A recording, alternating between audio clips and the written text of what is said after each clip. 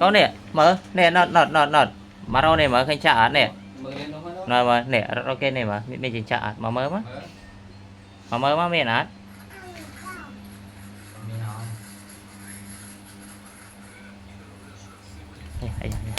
mở miền á ăn miền này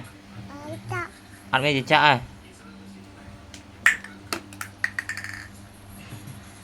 đa cô chàng rồiแต่เราจะchọn khách đã cô chàng tục sản nè ở miền ở miền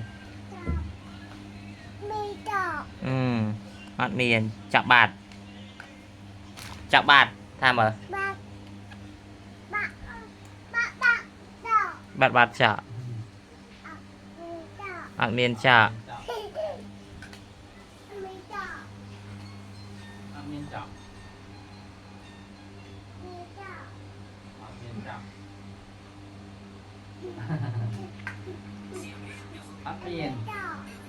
miền chợ ở miền